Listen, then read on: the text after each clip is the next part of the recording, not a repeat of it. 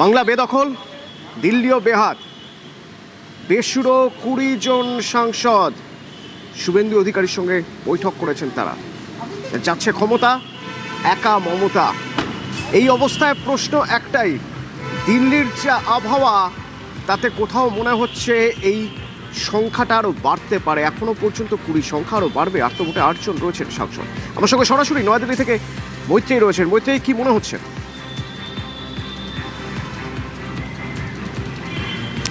দেখো, এখনো পর্যন্ত বিক্ষুব্ধ দলের যে সমস্ত সাংসদরা রয়েছেন তাদের মধ্যে কিন্তু অনেকেই বলছেন যে এই সংখ্যাটা আরও বাড়তে পারে, আরও অন্ততপক্ষে 1 থেকে 2 জন যুক্ত হতে পারেন তাদের তালিকায়।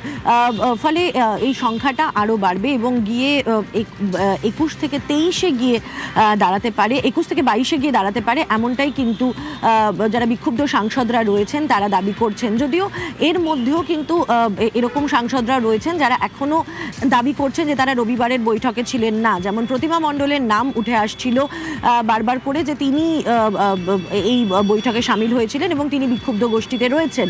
কিন্তু প্রতিমা মণ্ডল তিনি আজ স্পষ্ট করে জানিয়ে দিয়েছেন তিনি দিল্লিতে রয়েছেন, তিনি এই দলের সঙ্গে নেই। ফলে সেই জায়গায় দাঁড়িয়েও কিন্তু বেশ কিছু প্রশ্ন উঠতে শুরু করে দিয়েছে। তবে একটা বিষয় স্পষ্ট যে বিক্ষুব্ধ যারা সাংসদরা রয়েছেন তাদের পক্ষে কিন্তু দল অত্যন্ত ভারী রয়েছে। ইতিমধ্যেই তাদের তরফ থেকে অবস্থান নিয়ে নেওয়া হয়েছে এবং তারা যেটা বলেছিলেন সেটা এবার তারা কাজেও করে দেখাচ্ছেন। গতকালই তাদের তরফ থেকে তাদের নেত্রী কাকলি ঘোষ দস্তিদার তিনি জানিয়েছিলেন যে তাদের এলাকার নিজেদের এলাকার উন্নয়নের কাজে কেন্দ্র সরকার এবং রাজ্য সরকারকে সব রকমের সহযোগিতা তারা করবেন এবং পরিবর্তিতে তাদের তরফ থেকেও সেই সহযোগিতা তারা পাবেন।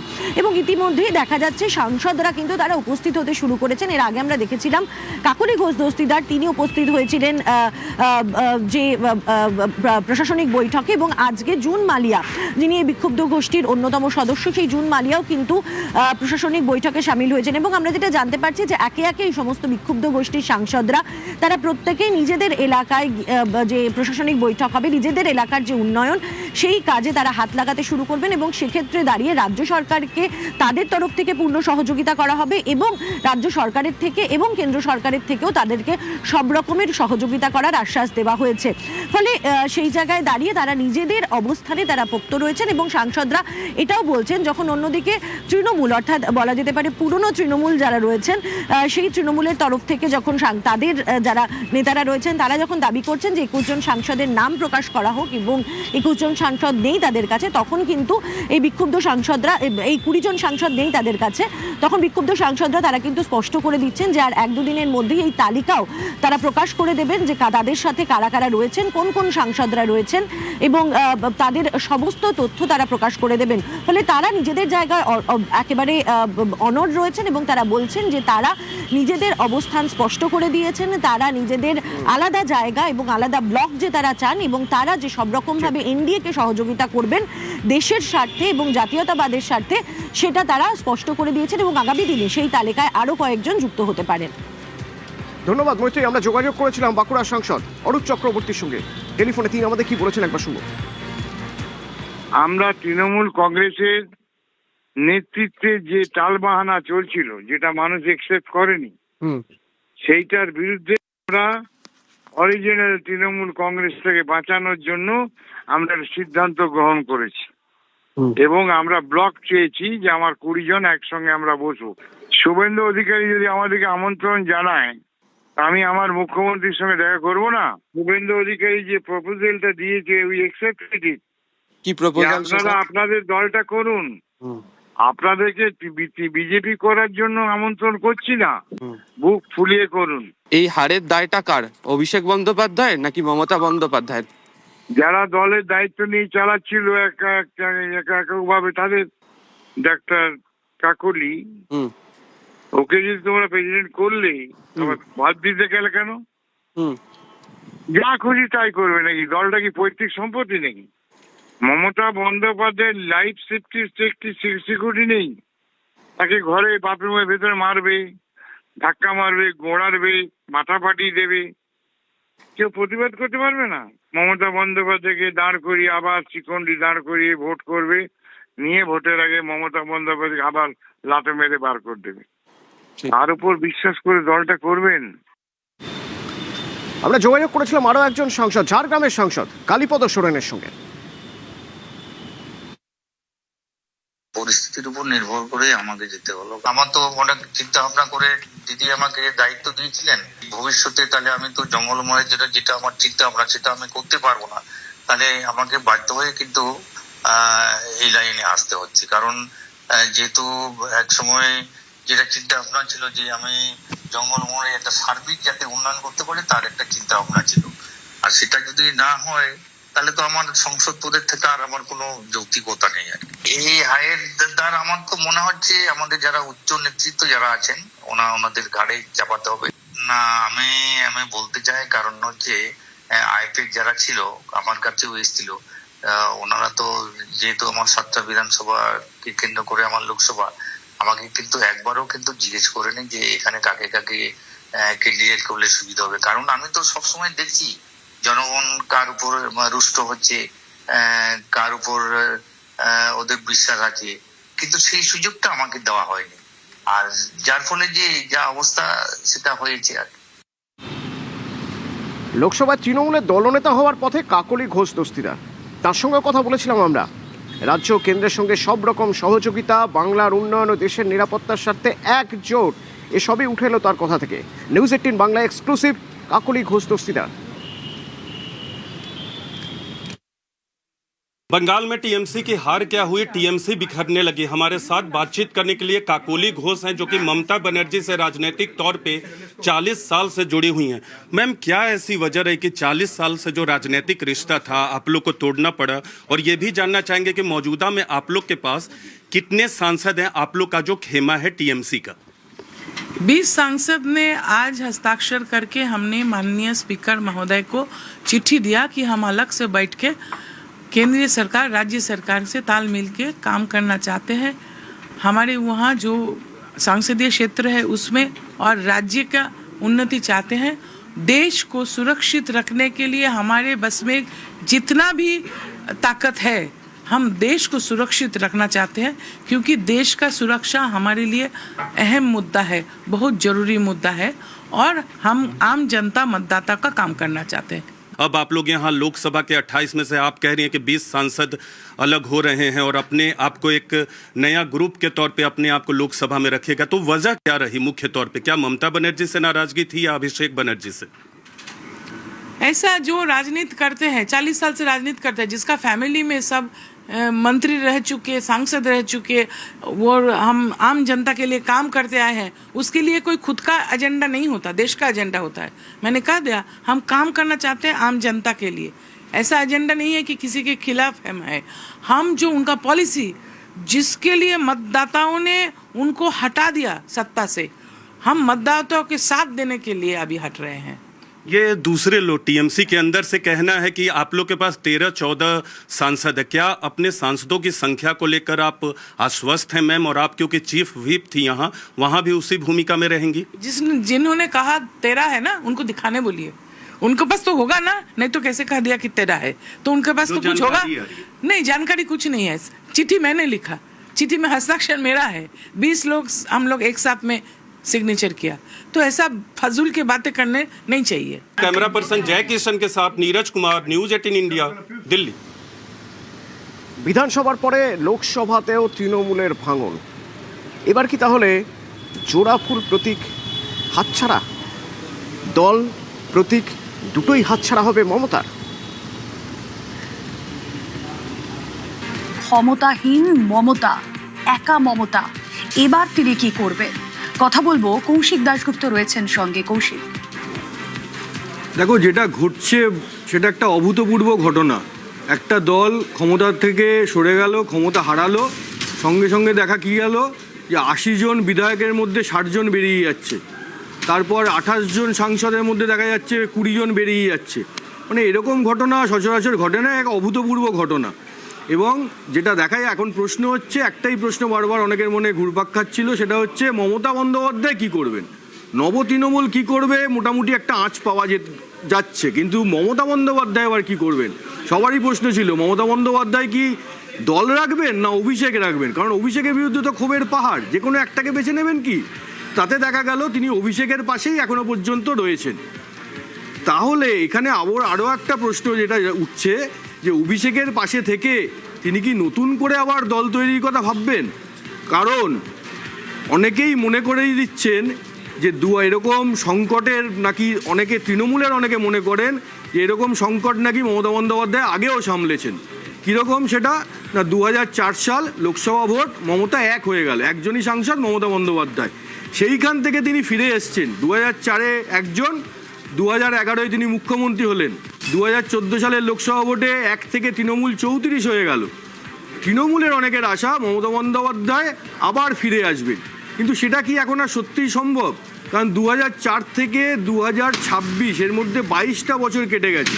শুধু তাই নয়, 2004 অবধি মমতাকে যারা দেখেছেন বা 2011-এ তারা শুধু বিরোধী নেত্রী হিসাবে মমতাকে দেখেছেন। 2011 সালের পর থেকে মমতা শাসক হিসাবে, মুখ্যমন্ত্রী হিসাবে তার সরকার কীরমভাবে চালিয়েছেন, কীরমভাবে রাজ্যবাসীকে দেখেছেন, সেটাও সবার দেখা হয়ে গেছে।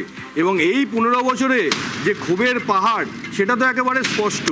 পাশাপাশি অনেকে এই নতুন করে ঘুরে দাঁড়ানোর কথা যখন বলছেন, তখন তারা এটাও ইন্দিরা গান্ধীর প্রসঙ্গও টেনে আনছেন। ইন্দিরা গান্ধীও দুবার কংগ্রেস থেকে ভেঙে বেরিয়েছিলেন, একবার 1969 সালে, আরেকবার 78 সালে। এই 78 সালের প্রেক্ষাপটটা যদি তুমি মনে করো, তাহলে 75 সালে এমার্জেন্সি, 77-এ লোকসভা ভোট, ইন্দিরা গান্ধী হেরে গেলেন। 78-এ তার দলের মধ্যে থেকেই অনেকে ইন্দিরা গান্ধীর বিরুদ্ধে সরব হলেন। তখন তিনি নতুন দল করলেন কংগ্রেস আই। এই কংগ্রেস আই আবার যেটা ইন্দিরা কংগ্রেস। এবং মজার বিষয় দেখো, এই ইন্দিরা কংগ্রেসেই কিন্তু মমতার রাজনীতিতে হাতে খড়ি।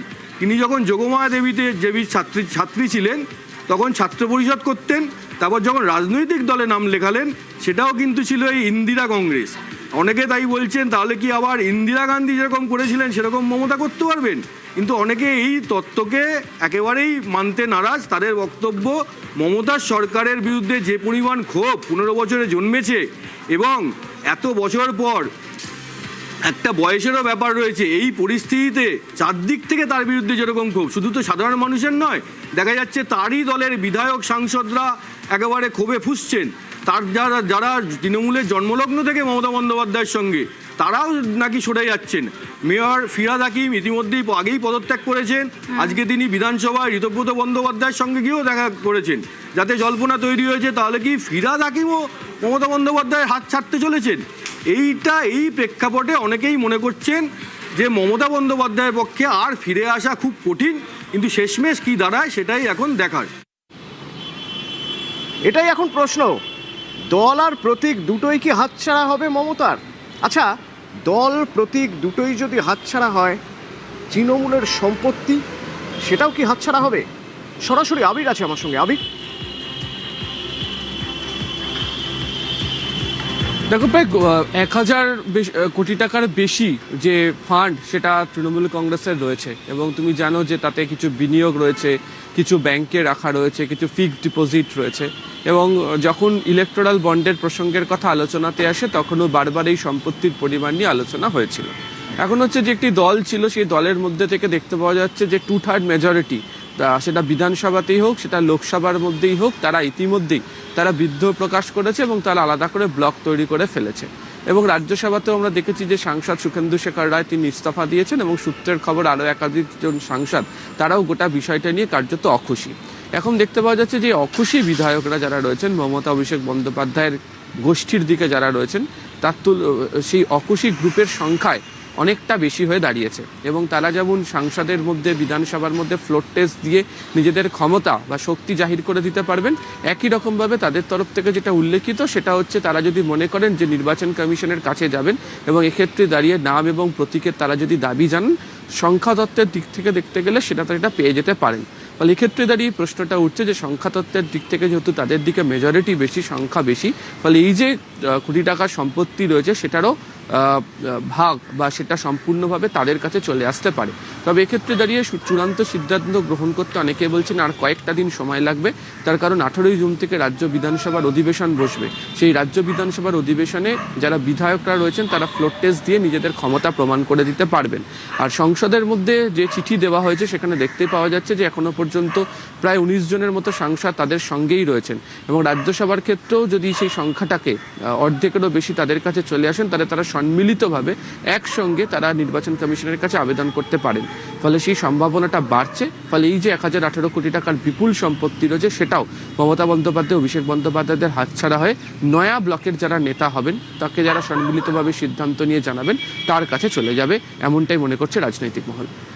আবির, দল প্রতীক বা পরবর্তীতে সম্পত্তি মমতা বন্দ্যোপাধ্যায়ের হাতছাড়া হবে কিনা সেটা হয়তো কয়েকদিনের মধ্যেই খুব স্পষ্ট হয়ে যাবে। তবে ইতিমধ্যেই অফিস হাতছাড়া হয়ে গেছে, মানে কলকাতার পর এবার দিল্লিতে তৃণমূলের যে কার্যালয় তা তো হাতছাড়া হয়ে গেছে। হাতছাড়া হওয়ার সম্মুখীন শহর কলকাতাতেও আমরা জানি যে অস্থায়ী যে তৃণমূল কংগ্রেস ভবন, সেখানে গিয়ে বারবার বাড়ির মালিকের তরফ থেকে তাদের বক্তব্য রাখা হচ্ছে এবং বলা হচ্ছে যে বাড়ি ছেড়ে দিতে হবে। এবং গতকালকে আমরা দেখেছি যে কুণাল ঘোষ, চন্দ্রিমা ভট্টাচার্যের মতো যারা নেতারা রয়েছেন তাদের তরফ থেকে প্রগতি ময়দান থানায় যাওয়া হয় এবং তারা গিয়ে দাবি করেন যে তারা ভাড়া যথাসময়ে মেটাচ্ছেন, ফলে কোনো তাড়াহুড়ো যেন না করা হয়। এরই মধ্যে যেটা খবর, দিল্লিতে তৃণমূল কংগ্রেসের যে দলীয় কার্যালয় রয়েছে সেটা বিধায়ক সেটা যখন মন্ত্রী ছিলেন পার্থ ভৌমিক, তিনি যখন সাংসদ হয়ে গেলেন, তিনি যে বাংলোটি পেয়েছিলেন সেই বাংলোটিকে পার্টি অফিস করার জন্য তিনি দিয়েছিলেন। এখন যেহেতু সাংসদ পার্থ ভৌমিক তিনি অন্য ব্লকে নাম লিখিয়েছেন, ফলে সেই অর্থে দাঁড়িয়ে সূত্রের খবর যে তিনি লোকসভা সচিবালয়কে জানাতে চলেছেন সেই বাড়ি তিনি তার নামে তিনি নিয়ে নিতে চলেছেন বা তাকে অন্যত্র কোনো একটা বাংলো দেওয়া হোক, তিনি সেখানে চলে যাবেন। ফলে এই পরিস্থিতিতে দাঁড়িয়ে ওই বাড়িতে কোনোভাবে তৃণমূল কংগ্রেসের দলীয় কার্যালয় আগামী দিনে চলবে না। ফলে কলকাতার পাশাপাশি দিল্লিতেও তৃণমূল কংগ্রেসের যে দলীয় কার্যালয় তা কার্যত হাতছাড়া হওয়ার উপক্রম।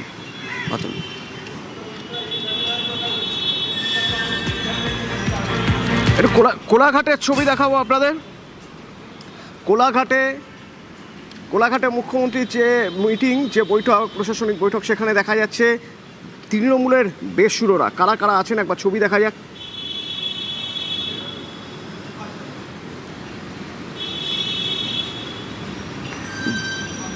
শিউলি সাহা, জুন মালিয়া, আচ্ছা, এর সঙ্গে ঘাটালের তৃণমূল সাংসদ দেব, অর্থাৎ পশ্চিম মেদিনীপুরের 2 তৃণমূল সাংসদ এবং ওই জেলার 2 তৃণমূল বিধায়কই মুখ্যমন্ত্রীর বৈঠকে। সুস্মিতা আছে আমার সঙ্গে। সুস্মিতা, মাফ করবেন, সুজিত আছে। সুজিতা, তাহলে দেখা যাচ্ছে যে মেদিনীপুরের, মানে পশ্চিম মেদিনীপুরের 2 তৃণমূল সাংসদ এবং 2 বিধায়ক তারা মুখ্যমন্ত্রীর আজকে এই যে বৈঠক, সে বৈঠকে তারা হাজির হয়ে গেছে।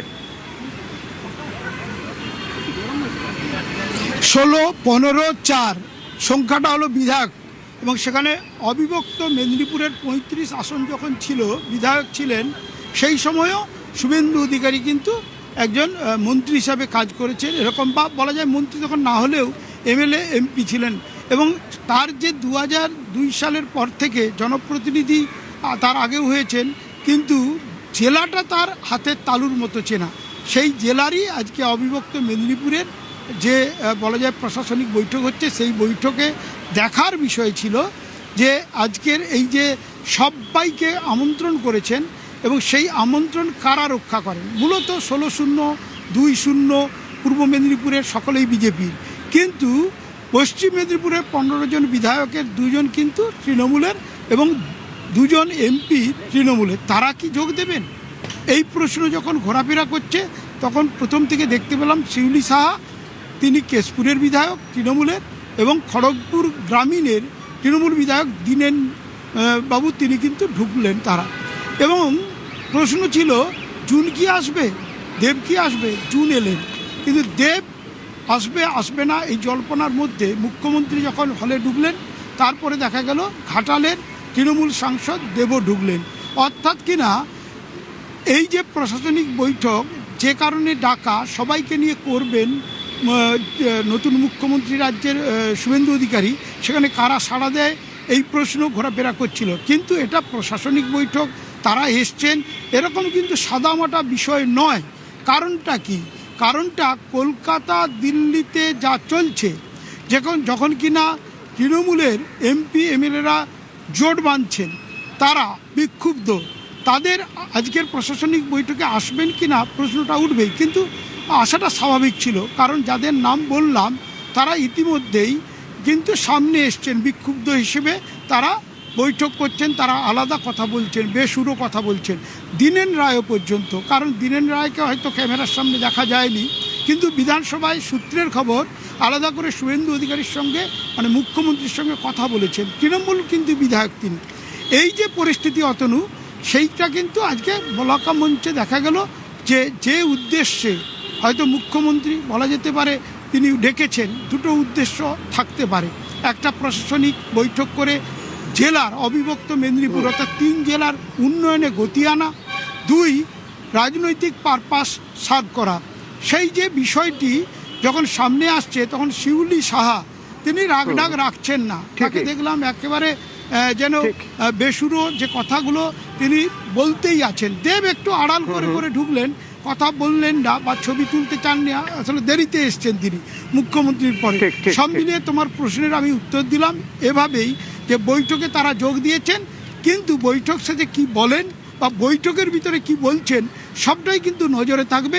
এবং নিউজ 18 বাংলায় আমি তোমাকে বলতে থাকবো এই বাইরে দাঁড়িয়েও যে ভেতরে কিছুটা হলো আমরা আপডেট আভাস পাবো। সুজিত, তোমার থেকেই ভিতরে কি হচ্ছে কিছুটা আপডেট কিছুক্ষণের মধ্যে হয়তো তোমার কাছ থেকে পাবো। ধন্যবাদ।